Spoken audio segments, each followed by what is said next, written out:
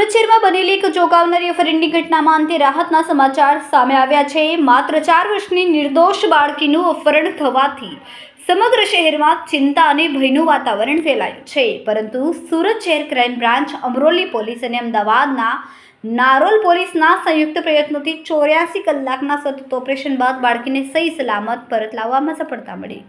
આ ઘટના 2 એપ્રિલ 2026ના રોજ બની હતી, જ્યારે અમરોલી પોલીસ સ્ટેશન વિસ્તારના છાપરા ભાઠા ખાતે તાપી નદીના કિનારે આવેલા એક ગાર્ડનમાંથી અજાણ્યા શખ્સે 4 વર્ષની બાળકીનું અપહરણ કર્યું હતું। પરિવારની પરિસ્થિતિ એવી હતી કે બાળકીના માતા પિતા અલગ રહેતા હતા અને બાળકી એકલી સાથે કામ કરતી। આ બનાવની જાણ પોલીસને 1 દિવસ બાદ 3 એપ્રિલે કરવામાં આવી, જેના આધારે અમરોલી પોલીસ સ્ટેશનમાં ગુનો નોંધવામાં આવ્યો। ઘટનાની ગંભીરતાને ધ્યાનમાં રાખીને ઉચ્ચ પોલીસ અધિકારીઓના માર્ગદર્શન હેઠળ ઓપરેશન મુસ્કાન શરૂ કરવામાં આવ્યું। સુરત શહેર ક્રાઇમ બ્રાન્ચ અને અમરોલી પોલીસ દ્વારા મળીને વિશાળ સ્તરે તપાસ હાથ ધરાઈ। 5 પોલીસ ઇન્સ્પેક્ટર, 9 પીએસઆઈ અને કુલ 110થી વધુ પોલીસ કર્મીઓની ટીમો બનાવીને સતત 84 કલાક સુધી નોન સ્ટોપ ઓપરેશન ચલાવવામાં આવ્યું। આ સફળ ઓપરેશનથી શહેરમાં રાહત અને આનંદની લાગણી ફેલાઈને પોલીસની ઝડપી કામગીરી અને સંયુક્ત પ્રયાસોથી એક મોટી દુર્ઘટના ટળી છે। ઓપરેશન મુસ્કાન હેઠળ સુરત પોલીસની આ સિદ્ધિએ ફરી એકવાર સાબિત કર્યો છે કે કાયદો અને વ્યવસ્થા જાળવવામાં પોલીસ તંત્ર સજાગ અને પ્રતિબદ્ધ છે। અમરોલી વિસ્તારમાં 2 એપ્રિલના રોજ જે છાપરાવાળી એરિયા છે, છાપરા ભાઠા, એના કિનારે એક બેન છે, એમની સાથે એમની દીકરી એ રમતી હતી અને એ દીકરી પછી ગુમ થઈ ગયેલી હતી। બેન જે દીકરી ગુમ થઈ એના 24 કલાક બાદ અમરોલી પોલીસમાં ફરિયાદ આપવા આવ્યા હતા।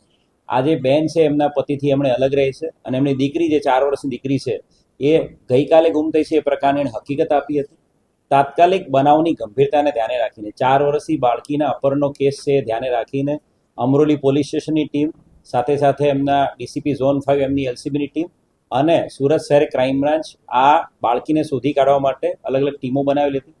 5 ઇન્સ્પેક્ટર, 9 સબ ઇન્સ્પેક્ટર અને 110 પોલીસ એમ કુલ મળીને આ બધા અધિકારીઓની કુલ 10 જેટલી ટીમો સમગ્ર સુરત શહેર વિસ્તારમાં આ બાળકીને શોધવા માટે કાર્યરત થઈ હતી। એક સીસીટીવી કેમેરાઝના આધારે એક નાની હકીકત એવી મળી હતી કે આ જે વ્યક્તિ છે એ વ્યક્તિ અન્ય 2 બાળકો સાથે, આ નાની 4 વર્ષની દીકરી, ત્રીજી દીકરી છે એની હાથમાં 3 બાળકો હતા, અન્ય 2 બાળકો સાથે 4 વર્ષની દીકરીને લઈને સાયણ તરફ ટ્રેનમાં જતો દેખાયેલો હતો અને સાયણ પહોંચ્યા બાદ આ વ્યક્તિની કોઈ બીજી હકીકત મળતી નહોતી। એટલે તાત્કાલિક સુરત શહેરની ક્રાઇમ બ્રાન્ચની અલગ અલગ ટીમો સાયણથી વડોદરા, અમદાવાદ તરફના રેલવે સ્ટેશનો અને સાયણથી સુરત થઈને વલસાડ, વાપીથી મુંબઈ તરફના કુલ 43 જેટલા રેલવે સ્ટેશનો પર આ બાળકીને અને એના અપહરણ કરતા વ્યક્તિને શોધવા માટે અલગ અલગ 43 જેટલા રેલવે સ્ટેશનો ઉપર સીસીટીવી કેમેરાસ ચેક કરવામાં આવ્યા હતા। સાથે સાથે એક હ્યુમન ઇન્ટેલિજન્સ આધારે જે હકીકત મળી હતી કે આવા પ્રકારનો વ્યક્તિ અલગ અલગ જે લંગર કે પછી જ્યાં ફ્રીમાં જમવાનું મળતું એવા વિસ્તારોમાં આ વ્યક્તિ પહેલાં દેખાયેલો હતો। તો એના આધારે રેલવે સ્ટેશનની આસપાસના તમામ દંગાપડાઓ, એની સાથે સાથે મંદિરની આસપાસના વિસ્તારો જ્યાં ફ્રીમાં ભોજન મળતું હોય ત્યાં પણ તપાસ કરવામાં આવી હતી।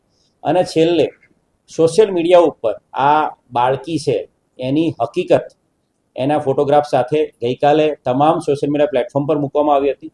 સુરત શહેરના 1000થી વધુ પોલીસ કર્મચારીઓ પણ પોતાના વોટ્સઅપ સ્ટેટસ ઉપર આ બાળકીની હકીકત માટે લોકોને અપીલ કરતો મેસેજ મૂક્યો હતો અને જેના આધારે આજે વહેલી સવારે મોટી સફળતા બાળકીને શોધી કાઢવા મળી છે। અમદાવાદના એક નારોલ વિસ્તારના જાગૃત નાગરિકે સુરત શહેર ક્રાઇમ બ્રાન્ચના પીઆઈને ફોન કર્યો હતો અને કહ્યું હતું કે આ ફોટોગ્રાફ જે સોશિયલ મીડિયા પર વાયરલ થયો છે, આ દીકરીને આ વ્યક્તિ સાથે મેં ગઈકાલે એક જગ્યાએ જ્યાં ફ્રીમાં જમવાનું મળે છે એ જગ્યાએ એને બેઠેલો અને જમતો જોયેલો હતો।